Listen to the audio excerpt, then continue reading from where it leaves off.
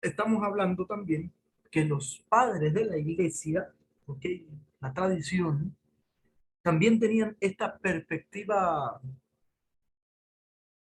físico-espiritual del ser humano, de tal manera que ellos decían, por los sacramentos, a través de los sacramentos, Dios nos comunica una gracia especial a través de nuestro cuerpo. Aquí hay una cita de Tertuliano que logré copiar, que dice lo siguiente: bastaría tener presente que ningún alma puede alcanzar la salvación si no ha aceptado la fe mientras esté en la carne. Hasta ese punto la carne es soporte de la salvación. Se lava la carne para que el alma se purifique. Se unge la carne para que el alma sea consagrada. Esto lo dice Tertuliano. Se signa la carne para proteger el alma. Se cubre la sombra de la carne imponiéndole la mano para que el alma sea iluminada por el Espíritu. Qué bonito, lo dice Tertuliano. Vamos a hacer un análisis. Se lava la carne para que el alma se purifique. El bautismo, de eso no hay para dónde agarrar. Se unge la carne para que el alma sea consagrada. La ordenación sacerdotal, la unción de los enfermos. Esto no hay para dónde. Tertuliano, imagínense, en los primeros siglos. Se signa la carne para proteger el alma, la misma unción de los enfermos. Se cubre de sombra la carne imponiéndole la mano para que el alma sea iluminada por el Espíritu. Pues la confirmación, la oración consecratoria. Bueno, realmente es una bendición, ¿no? Que ya un padre de la iglesia haya dicho algo como esto. Es decir, todos los sacramentos. Lo que quiere decir es que todos los sacramentos tienen un bien a través de la carne, a través de los signos sensibles. Dan el bien, comunican la gracia, es decir, comunican al mismo Cristo la vida a través del cuerpo. Se nos comunica una realidad invisible a través de la realidad visible. ¿Ok? Vamos introduciéndonos poco a poco a este concepto. Aquí tenemos dos autores, tenemos a Juan Crisóstomo y Hugo de San Víctor. Entre los dos prefiero Hugo de San Víctor, pero bueno, en su teología. ¿Qué dice San Juan Crisóstomo? Él dice lo siguiente: nada sensible nos ha dado Cristo, sino en cosas sensibles todo es espiritual. Como el alma está unida en el cuerpo, nos ha dado lo espiritual en lo sensible. Es decir, los sacramentos son actos sensibles, porque el hombre es un ser corpóreo, es un ser sensible.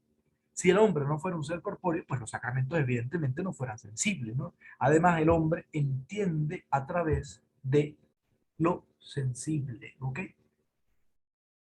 Hugo de San Víctor, él va a morir en 1141, ¿ok? De la gran escuela de San Víctor. Está Hugo de San Víctor, está Ricardo de San Víctor. Hugo de San Víctor en el 1141, más o menos cuando muere, un poquito antes, nos ofrece tres razones acerca de por qué Dios ha servido a los sacramentos, o se ha servido, mejor dicho, se ha servido de los sacramentos para comunicarnos la salvación. ¿Ok? Hugo de San Víctor dijo que Dios se ha servido de los sacramentos ¿para qué? Para la humildad del hombre, para la instrucción del hombre y para que el hombre se ejercite en obras adecuadas a su obrar corporal. Por su humildad, por su instrucción y por el ejercicio de obras adecuadas en su obrar corporal. Ya lo veremos más adelante con detenimiento.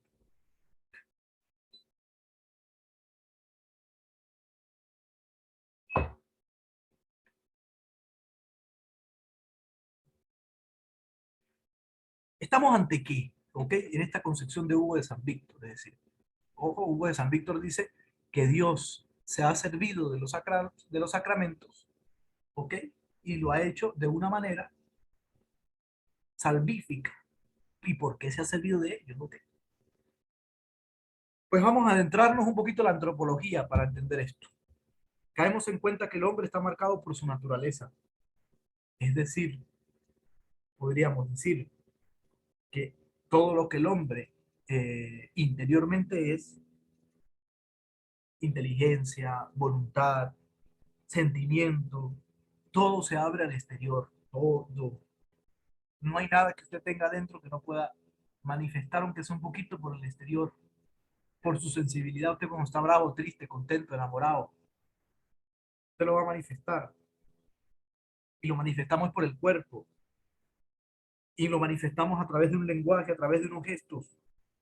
Todo interiormente responde a esta imagen de Dios. ¿Ok? Evidentemente el hombre es imagen y semejanza de Dios. Y esa imagen y semejanza de Dios no es tener manos, no es tener piernas, no es ser blanco o negro, no es tener pelo liso o rulo. Ser imagen de Dios es tener la capacidad de pensar, tener la capacidad de relacionarnos. Recuerden las relaciones intratrinitarias en el seno de la Santísima Trinidad, esas relaciones amorosas. Tener la capacidad de sentir, tener sentimientos, es ser imagen de Dios.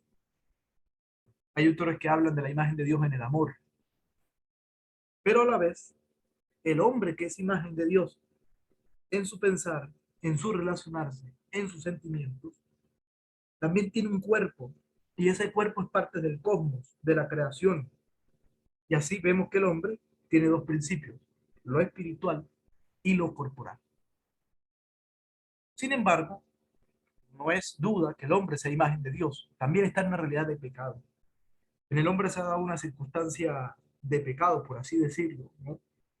En la cual ha quedado más orientado hacia lo material y a lo físico. Y aquí la respuesta que les doy cuando a veces nosotros eh, se nos hace difícil entender lo espiritual, aunque seamos seres y hombres espirituales. Es más, aunque seamos consagrados, se nos hace difícil entender la parte espiritual, porque estamos sometidos al pecado, por nuestra realidad como seres humanos, con concupiscencia del pecado original. Estamos orientados a lo material, a lo físico. Y esta orientación hacia el pecado, o hacia lo material, a lo físico, a razón del pecado, mengua la capacidad espiritual del hombre, la mengua, la baja, nos van a orientar hacia lo corpóreo, no la elimina. No es que el hombre porque peca elimina su espiritualidad. Yo soy menos espiritualidad, o mejor dicho, yo soy menos espíritu porque peco. No, tenemos el mismo espíritu. Menguo, sí, menguo mi capacidad. Me voy más hacia lo físico, versus criatura, perdón, adversus Deus, versus criatura.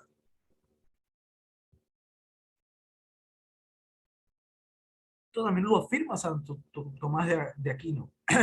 Él dice que los sacramentos, por este sentido, porque necesitamos una salvación, porque nuestro cuerpo por el pecado está orientado hacia lo material y hacia lo físico, porque nuestra alma va más hacia el cuerpo que hacia el espíritu por el pecado, porque nos vemos como un dualismo, pues por ese sentido, dijo Santo Tomás, también los sacramentos están orientados a lo sensible, a lo corpóreo. Sin embargo, hay que tener cuidado, mis hermanos. ¿Por qué? Como le he puesto aquí en la diapositiva.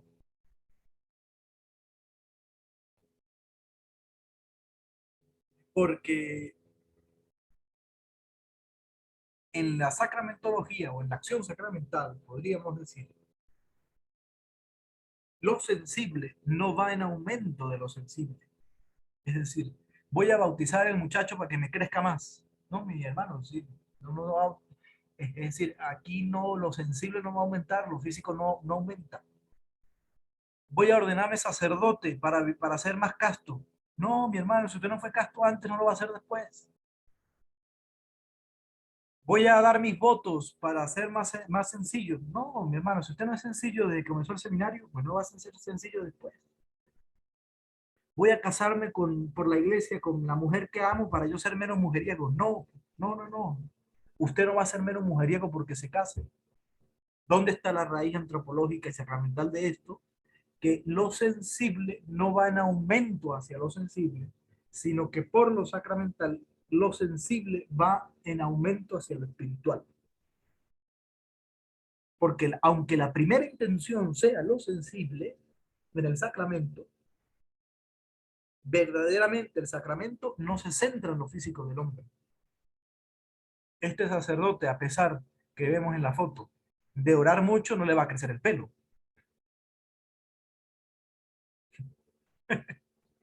Evidentemente no. Leonardo puso a toser. Pues evidentemente no, porque los sacramentos, aunque lo tengan por centralidad lo físico del hombre, no es por lo físico que va a aumentar lo físico, sino que por lo físico, y aquí está el meollo, ojo, Plomo a lámpara, mire, si por lo físico, entonces Dios quiere pasar hacia lo espiritual.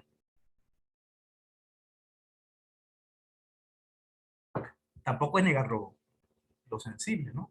Hay que tener cuidado. Pero volvamos a nuestro amigo Hugo de San Víctor. Hugo de San Víctor afirma que el hombre, recuerden lo que les dije anteriormente, y se lo coloco, el hombre Dios ha servido de los sacramentos ¿para qué? Por su humildad, por su instrucción y para que ejecute en sus obras el obrar corporal. ¿Por qué? Padre, Por su instrucción. Dios ha servido de los sacramentos padre, para... Sí, Jesús. padre, sabe que tengo una duda, Ajá, cuéntame, Jesús.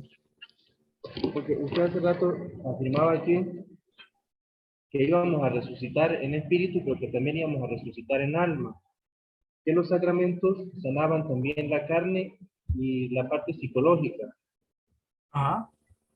pero ahora dice que lo sensible no aumenta lo sensible. No sé, siento como que me confundí. Sí, sí. Ya sé lo que me quieres preguntar. Tienes razón, tengo que explicar un poquito mejor. Es decir, cuando hablamos, yo me refiero al aumentar no en el sentido espiritual, ¿ok? Y no en el sentido de mejoramiento, sino yo lo hablo en el sentido físico. Incluso el Tratado Sacramental pide que se deje claro esto. ¿Por qué? Es decir, aunque si bien tenemos sanación del cuerpo, sanación del alma, sanación de la parte psicológica, que hay también una influencia pues, en el hombre, y yo les decía que no solamente la parte espiritual, sino que también la parte humana, no podemos pretender que el sacramento meramente eh, se sea usado solo en lo espiritual, o lo contrario, sea usado como una especie de superstición, que eso es lo que queremos llegar, ¿no? A la concepción de superstición sacramental. Ok, yo me coloco el sacramento pues para sanar algunas cosas que dependen, incluso ni siquiera dependen de mí, ¿no? Es como que engañemos a la gente, bueno, yo con esta unción de los enfermos, usted va a sanar el tumor que tiene que operarse, que tiene que quitarse. No. Es decir, puede ser que sí, pues, para Dios no es nada imposible, pero no es lo principal. Es decir, no es que no lo haga, no es que el hombre no crezca más o no crezca menos físicamente. Evidentemente no es esa la intención, yo les decía anteriormente. Aunque el sacramento tenga como fin el mismo cuerpo del hombre, que puede obrar en su cuerpo, no es esta solo la intención, ni se centra solo en lo físico del hombre, sino que va mucho más allá, que quiere trascender el cuerpo del hombre, que quiere llevarlo hacia lo espiritual, que su alma la quiere llevar mucho más, ¿no? Sin negar nunca lo físico, y es lo que vamos a ver ahorita, es decir, lo sensible es elevado hacia lo espiritual, ¿ok? Por supuesto, en esa elevación, en ese aumento hacia lo espiritual, pues un cuerpo puede obtener su sanación, ¿por qué no? Es decir, no podemos decirle a Dios lo que no puede hacer. Pero no es lo principal, es decir, nuestra fe no puede ver los ritos sacramentales como una manera mágica, ¿okay? O como una pastilla, ¿no? Aunque los padres de la iglesia siempre lo vieron también como una medicina. No, no sé si me di a entender, Jesús, pero poco a poco, pues, otro quiere opinar, ¿no? Sí, sí, padre, ya pude. Gracias, padre. Ok, Hugo de San Víctor, recuerden que afirma o quiere decir por qué Dios se vale de los sacramentos. Para la instrucción del hombre, ¿por qué? Dios ha decidido vehicularse a través de algo que el hombre puede conocer. Es decir, no hace los sacramentos a través de lo que el hombre no conoce. Se vehicula a través de lo que el hombre conoce. ¿Qué conoce el hombre? El agua, el aceite, las palabras sacramentales, los ritos litúrgicos. Eso lo conoce el hombre. Por ejemplo, por el agua, que es lo físico, el hombre comprende que se le envía una tarea, una misión, que muere a algo, que resucita, el significado del agua. Con la unción del aceite, por ejemplo, el hombre aprende que se le está ungiendo para realizar una misión, que es la misión de Cristo. Es decir, Dios tiene que hacerse comprensible al hombre para que el hombre aprenda. Por eso dice Hugo de San Víctor, Dios se sirve de los sacramentos para que el hombre aprenda. Y el hombre necesita aprender en su propio lenguaje. Dios no pudo haberle hablado a al hombre sin un lenguaje, eso hubiera sido imposible. Lo primero que comprendemos es lo corpóreo, lo físico, y después que podríamos decir que comprendemos lo espiritual, pero entendemos primeramente a nivel corpóreo, es que no somos ángeles. Entonces, por la corporidad de Dios, ha querido hablar, y Dios ha querido hablar en un lenguaje que podamos comprender. Por eso Hugo de San Víctor habla de esta necesidad de que Dios se sirve de los sacramentos para la propia instrucción del mismo hombre. Esto nos arranca, mis hermanos, la idea de que el sacramento no es un rito mágico, y aquí caemos de nuevo en el mismo tema. Incluso León Febres, que me encanta citarlo, dice que él no cree ni comprende cómo los sacerdotes todavía tienen concepción mágica de los sacramentos. No somos magos, no somos Harry Potter. ¿Ok? A mí me preguntó en estos días uno de primero de filosofía que qué sentía yo en las manos cuando consagraba. Padre, se siente un calor, un rayo que sale. No voy a decir quién, porque si no Pedro o quién sabe quién se van a burlar. Bueno, esta es la concepción mágica que si no, él tiene la culpa, no. Tendré que explicarle poco a poco, pero no tiene la culpa. Es que esto se nos enseña, y hay que evitarlo. Si no es una concepción mágica de la sacramentología. Por ejemplo, la Eucaristía es Cristo el alimento, no es otra cosa. Es decir, para explicarme un poquito mejor, en los actos sacramentales se insertan los sacramentos. Perdón, en los actos trascendentales del hombre, los sacramentos están insertados. En el morir, en el nacer, en el casarme, en pasar de la infancia a la adultez, la primera comunión, ¿no? La Eucaristía. Es decir, el hombre, esta relación antropológica que hemos visto también anteriormente, pues responde a una situación vital del hombre. Los sacramentos responden a la situación vital del hombre, no están desvinculados. Por ejemplo, el efecto de la Eucaristía, la comunión de la iglesia, la gracia, la ordenación, la santidad, etcétera. Por ejemplo, a los diáconos se le pide la gracia de la ordenación del servicio, de los 7 dones, a los presbíteros el espíritu de la santidad, a los obispos el espíritu de gobierno. Es decir, cada rito sacramental no dice nada mágico. Cada rito sacramental habla de la experiencia del hombre de una gracia determinada. ¿Ok? Entonces, no solamente por su instrucción, sino también Dios se sirve de los sacramentos por la propia humildad del hombre, porque el hombre reconoce su condición después de la caída del pecado original. Dios aplica esa medicina donde se encuentra mal, sana. Incluso los mismos padres de la iglesia, la misma escolástica, sobre todo la escolástica, hablaba de los sacramentos como medicinas. El hombre desde el comienzo, pues, de la creación, lleva esa intimidad con la vida divina. Sin embargo, él se sabe herido, limitado por el pecado. Una persona que se convierte, por ejemplo, está sanándose en ese proceso contra el orgullo, le va a apostar, pues allí están los sacramentos. Padre, ¿cómo dejo de ser menos orgulloso? Pues vaya a los sacramentos, la vida sacramental, ¿no? Que también es una medicina en este sentido, que es por eso la humildad, ¿no? El hombre se acerca al sacramento y tiene una escuela de humildad. Por eso Dios se sirve del sacramento, porque tiene que bajar la cabeza. Incluso Santo Tomás dice que el hombre a través de estos signos humildes comprende que la gracia viene de Dios desde afuera y que no viene de adentro. Imagínense este análisis de Santo Tomás de Aquino, por la humildad del hombre. Si los sacramentos no existieran, el hombre comprendiera que él mismo se puede arreglar desde adentro, que él puede, que él es autosuficiente, entonces no hubiera humildad, más soberbia, más orgullo, etcétera. Mientras como están los sacramentos, dice Santo Tomás, el hombre comprende que no tiene otra opción, sino que esperar que Dios le envíe esa gracia, que Él solo no va a poder, que nosotros solo no podemos contra nuestro propio pecado. Hay un sentido de humildad.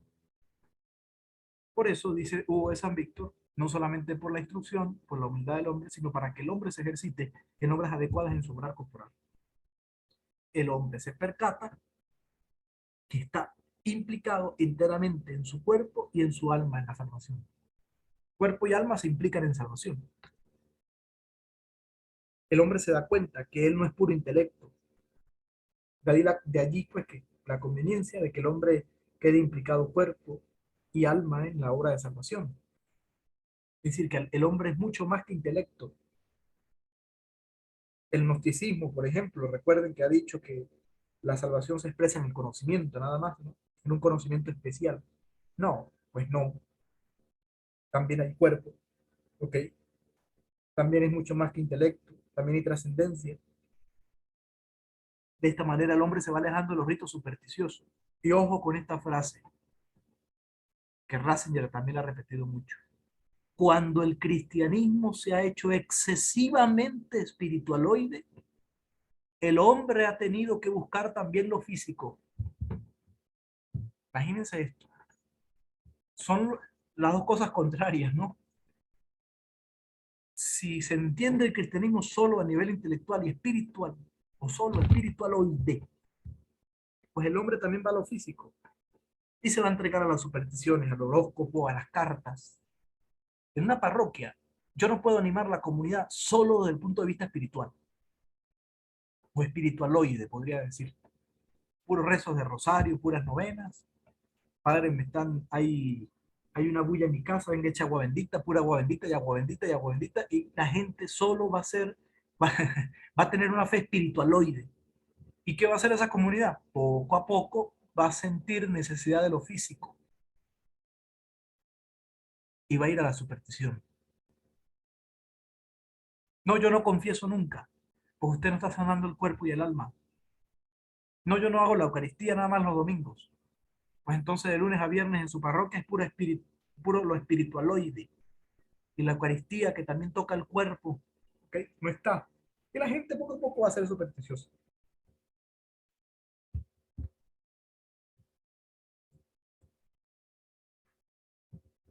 Por eso Santo Tomás dice que los sacramentos se insertan, discúlpenme la N, a momentos de la vida del hombre.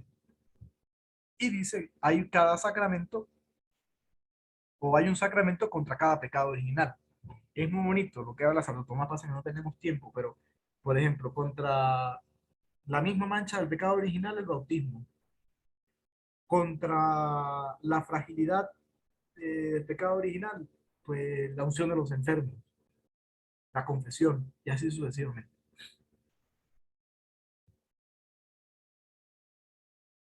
Entonces, cada sacramento, cada momento sacramental se va a engranar, se va a unir perfectamente con el ser del hombre. El ser humano reclama una simbolización de los hechos decisivos de su existencia. Es una necesidad del hombre, aunque el sacramento tiene su origen en Dios y solo él, pero en cuanto a realidad simbólica también responde a las necesidades del hombre, a las preguntas fundamentales del hombre. La vida sacramental en el hombre aparece desde dentro, ¿ok? Por eso hay una serie de pasos que hay que identificar, ¿no?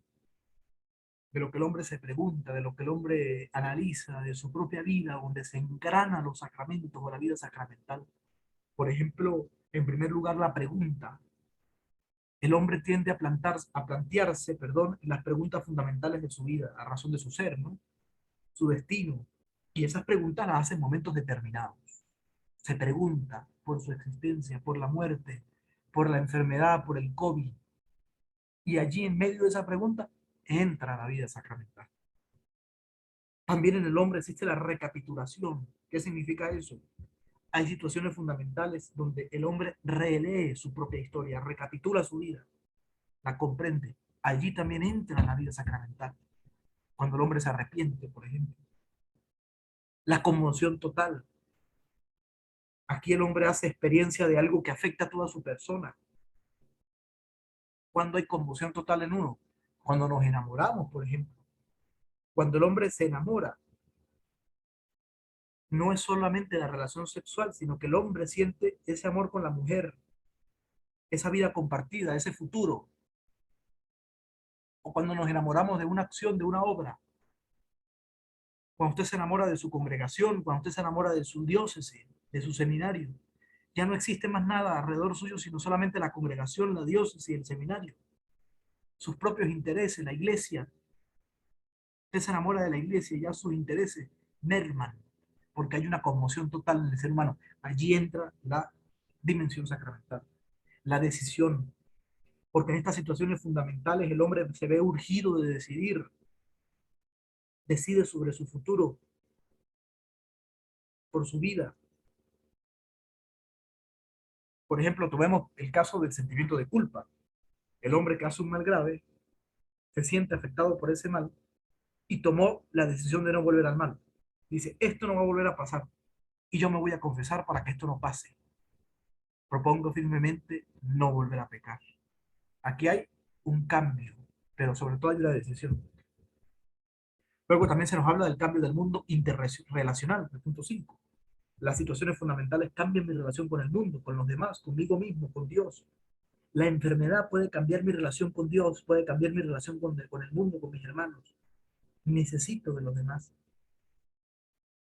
Le pido ayuda a Dios para pedir consuelo. Hay un cambio en mí. El matrimonio cambia mi situación. El sacramento del matrimonio cambia mi situación con otras chicas. Es decir, yo no puedo, casado, ya sé, ya hay un cambio, no puedo estar mirando a otra mujer. Sacerdote, como sacerdote tampoco. 6. Encuentro con el propio misterio. Todo lo indicado conduce a un redescubrimiento de la misteriosidad de la vida. Que tenemos límites, deseos, realidades. ¿Ok? Por ejemplo, está bien, yo me comprometo con el ministerio sacerdotal y lo hago con sentido de infinitud, ¿no?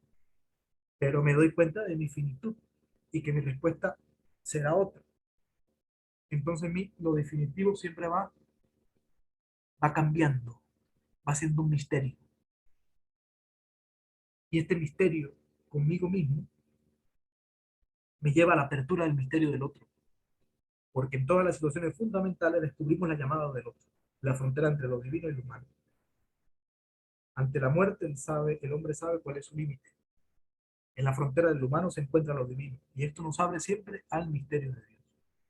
Todas estas preguntas, todas estas situaciones, nos hablan también de las necesidades del hombre y sus momentos decisivos. Y son, por supuesto, unas necesidades fundamentales. Ya, denme un chance que denme 2 minutos, por favor.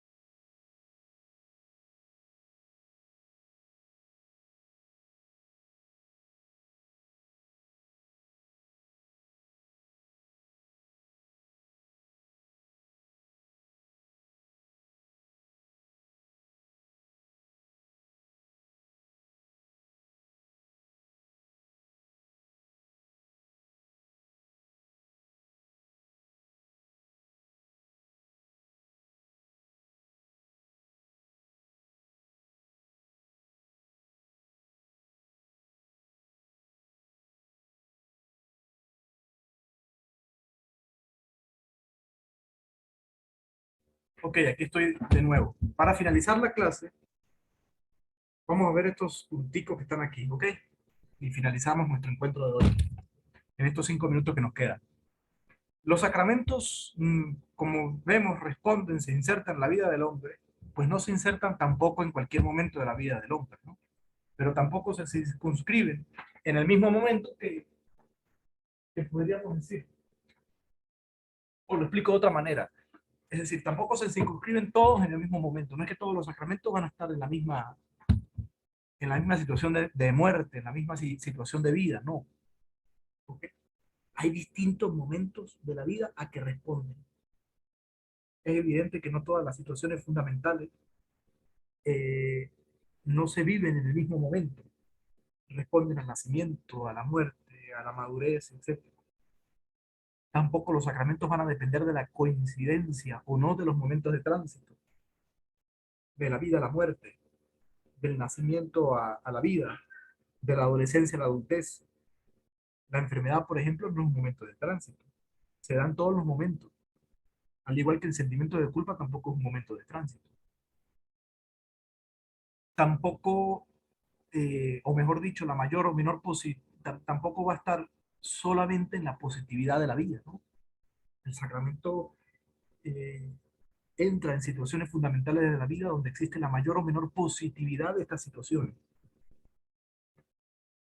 Es decir, las situaciones fundamentales no se van a ligar que un momento sea humanamente positivo o negativo.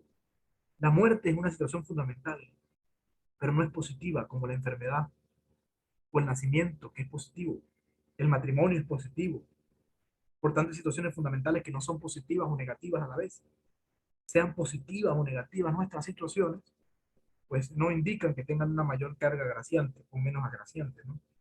No es que la situación positiva reciba más gracia en el matrimonio que la negativa en el hecho de muerte, ¿no? La misma gracia del Señor que entra en el matrimonio, esa misma gracia de Dios entra en la unción de los enfermos, como podemos ver en la imagen poco amigable. Tampoco dependen de las situaciones vitales de la mayor o menor lucidez.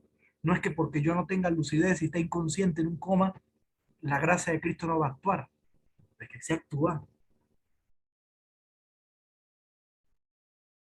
La situación fundamental sigue estando allá, pero también es característico que esas situaciones fundamentales tengan repercusiones sociales. Por ejemplo, el orden sacerdotal tiene una repercusión social, eso es innegable. Te pasa a formar parte de la guía de una comunidad. El matrimonio, una repercusión social que no tiene la penitencia ni la unción, o podría tener la penitencia en cuanto a la conversión. Y finalmente, pues, la diferente ritualidad con que significa, ¿ok? Toda situación tiende a ritualizarse. Culturalmente ritualizamos las situaciones en distintos momentos, distintas culturas, etcétera. Por eso todo responde a un rito determinado, ¿ok? Bueno, pues hemos visto sobre todo este punto de la dimensión sacramental del hombre. En la próxima clase vamos a ver la significación salvífica y entramos a los padres de la iglesia. Les tengo que adelantar una lectura sobre los sacramentos en Trento, que se la mandaré mañana o hoy en la tarde, que también es cortica para que hagan su análisis y su valoración crítica. Nos quedan 3 minutos para que se cierre la sesión, porque esto es gratis. No sé si en estos 3 minutos tienen alguna duda.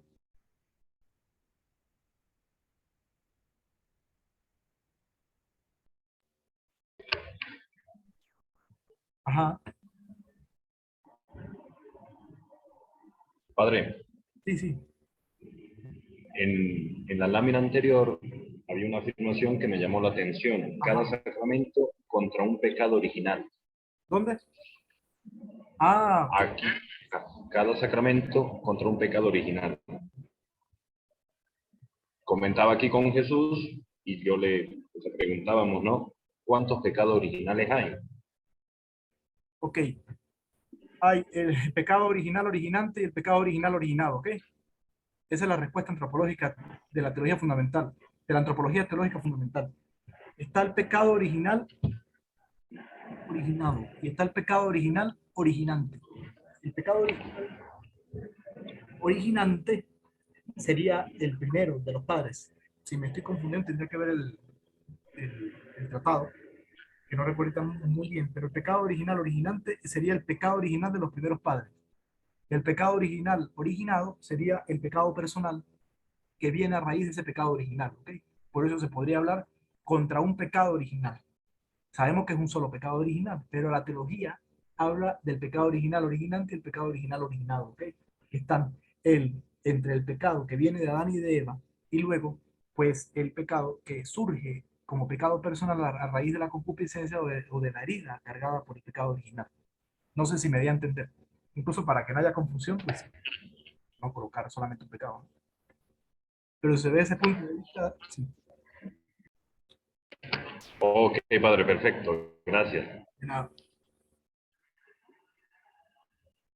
Bueno, pues entonces vamos a dejar que Fray Edward nos caliente un cafecito, que es lo que Dios me lo bendiga. Y bueno, sigan enviando sus trabajos. Y bueno, cierro porque ya nos va a sacar en menos de un minuto este Zoom.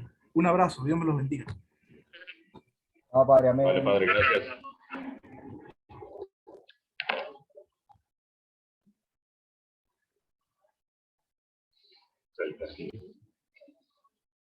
Fray Darío, el sol lo tenía, el sol lo tenía acorralado hace rato. Creo que estaba iluminado por el Señor, por el hermano Sol. Darío Peine se oyó. Y dele con que me peine hasta cuándo. Darío guarda el hábito. No, ese es su...